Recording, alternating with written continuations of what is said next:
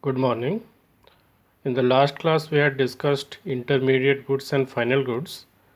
Today, we will discuss types of final goods or classify the types of final goods. Now, final goods can be classified into consumption goods and capital goods. Final goods are those goods which are used up by the consumer and they are not further processed into any other new form. And the final goods which are not processed to any other new form can be classified as consumption goods and capital goods. Now, what are consumption goods? Consumption goods are those which are directly consumed by us as a consumer and we do not use it to produce any new product or any new thing is not produced with the help of any consumer good. For example, clothes can be a consumer good, milk or bread or grocery can be consumer good because we consume and finish it, we do not keep it. Even durable goods like furniture or television or electronics, these are consumer goods because they are not used to produce anything else.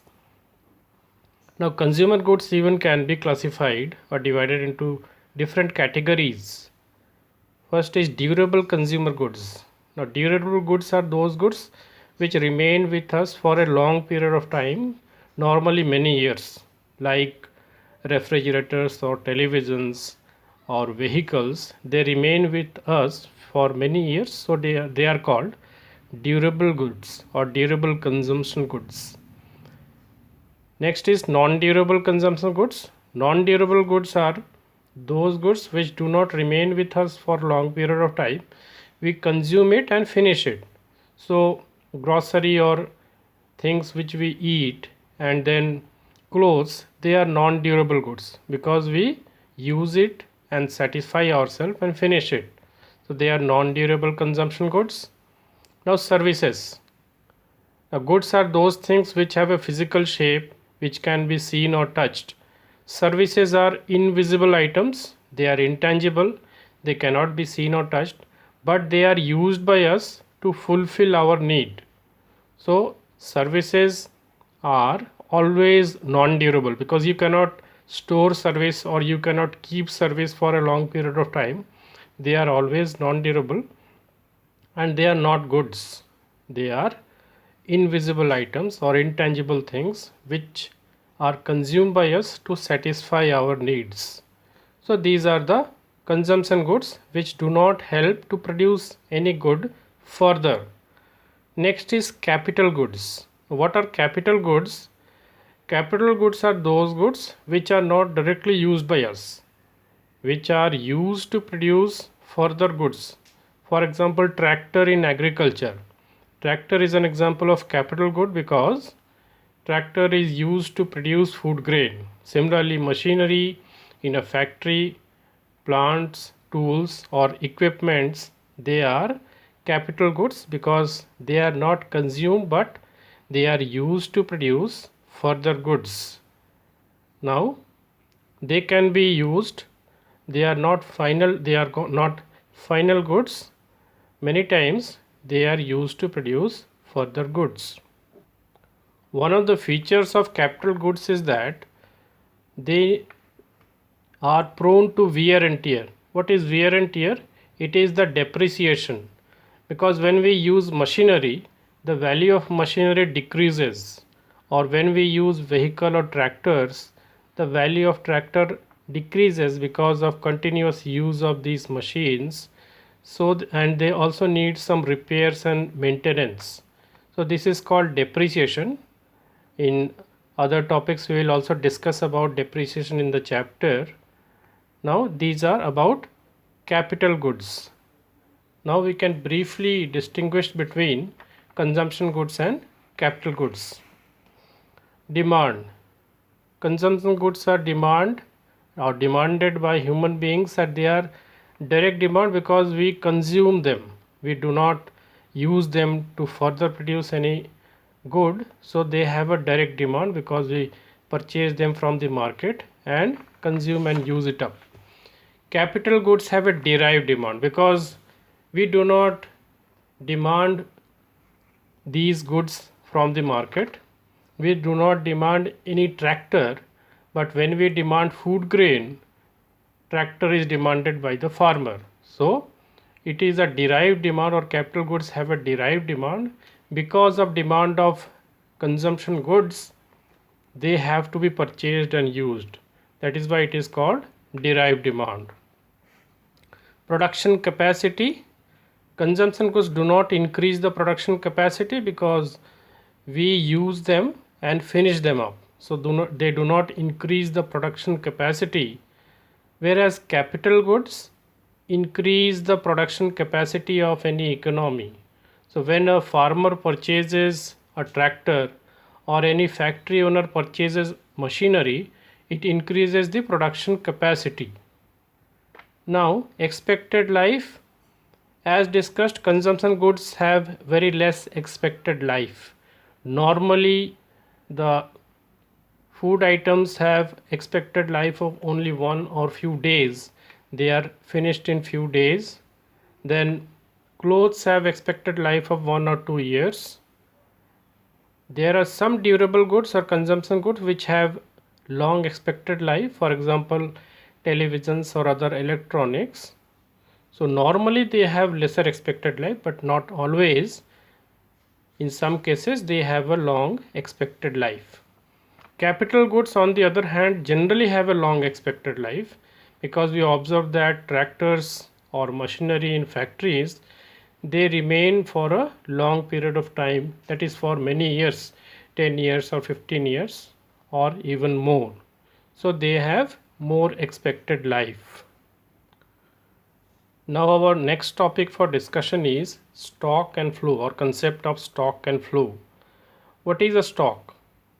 Stock is anything which is for a particular point of time or on a particular day. For example, wealth of a person on 31st March 2020 will be considered as stock because it is for a particular point of time.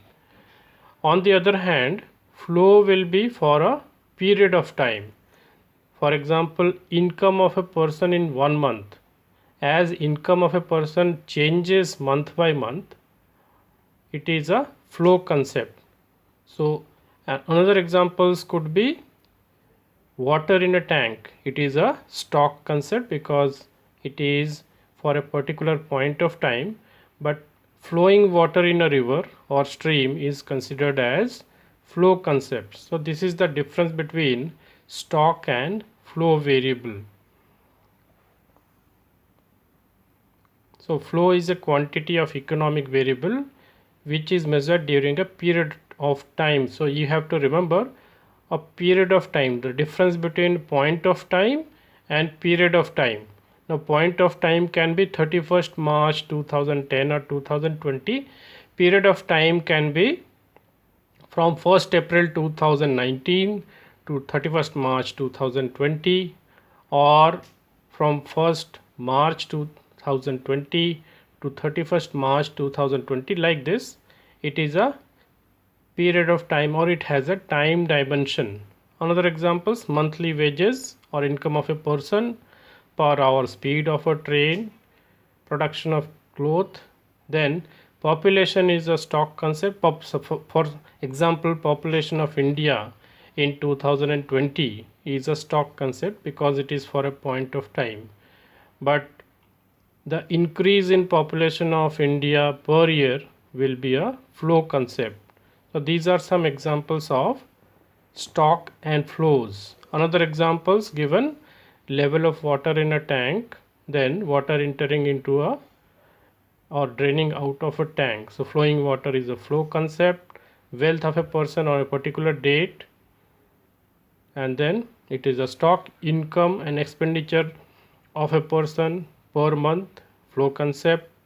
Number of employees employed is a stock concept, but the changes in number of people who are getting jobs or going out of jobs, it is a flow concept. Amount of capital in an economy, stock, because it is at a point of time. Then amount of investment in a particular year from 1st April to 31st March, it will be a flow concept. So you can also go through some examples in your book about stock and flow. Now let us briefly discuss the difference between stock and flow. Meaning stock is a variable that refers to a particular point of time or measurement of to a particular point of time. Flow is a variable which is measured over a period of time. Time dimension, stock does not have a time dimension, it is for a particular date or time. For example, balance sheet is an example of stock because it is at a particular date, whereas flow we can take example of profit and loss account because it is for a period from 1st April to 31st March. So it has a time dimension. It is static because it does not changes. The value of balance sheet at a particular date will be same. It will not change, but flow is dynamic because it changes. The value of sale changes month after month. The value of production changes month after month. So it is dynamic. And then there are some examples like population, total number of cars in Delhi, money supply at a point of time. So today, what is the money supply with people in India? That will be a stock concept, whereas per month income of people in India will be a flow concept. National wealth, it will be a stock concept. And quantity of rice or anything or food grain stored on a particular date. So what is the quantity of food grain stored in the FCI godowns in India on a particular date will be a stock concept. Whereas in case of flow, we can take some examples like number of death during 2016, that means from 1st April to 31 March, car manufactured during January because it will change in the next month. Like this, expenditures or transactions, national income because it changes year after year, and quantity of rice produced because it changes month after month or year after year. The next topic we would discuss is investment or capital formation. So one by one we will discuss gross investment, net investment and depreciation. First, what is investment? What is capital formation?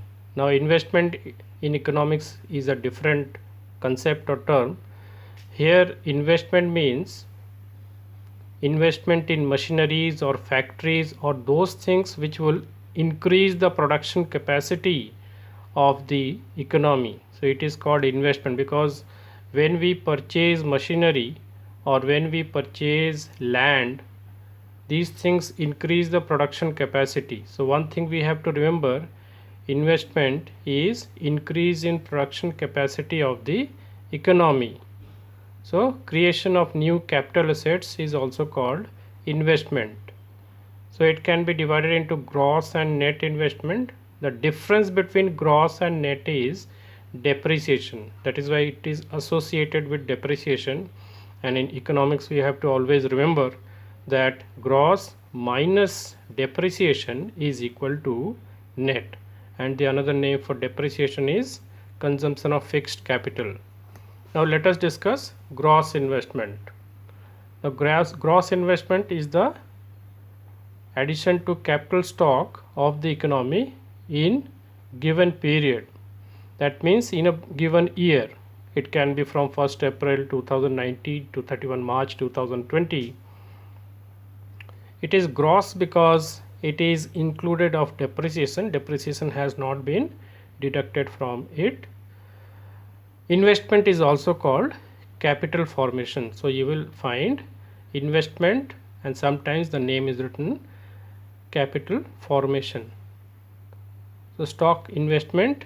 Now investment can also be of two types, investment in stock as well as investment in machinery. Now stock investment is investment in raw materials, so all those things which have further to be processed and then they will become finished goods, and investment in machinery, so to increase the production capacity of the economy, we have to invest in both. We have to purchase machineries also, equipment also, vehicles also. We have to purchase land and buildings also. So they will also increase the production capacity, but to produce more we also have to purchase raw materials. So gross investment includes both raw materials as well as capital investment. So, and capital investment is also termed as capital formation. So whatever machineries are purchased in a particular year, or whatever fixed assets are purchased in a particular year, they are called capital formation in that particular year. Now net investment. We all know that any capital good or machinery is subject to wear and tear. That means their value decreases whenever we use any machine, or we use any vehicle, or we use furniture. After many years of use, the value of those machinery or vehicle or furniture will decrease. Now the quantity of decrease in the value of that particular machinery or that fixed asset is called depreciation, and when we deduct this depreciation we will get net investment. So net investment is equal to gross investment minus depreciations. So it is the net value, or it is the deducted value of investment.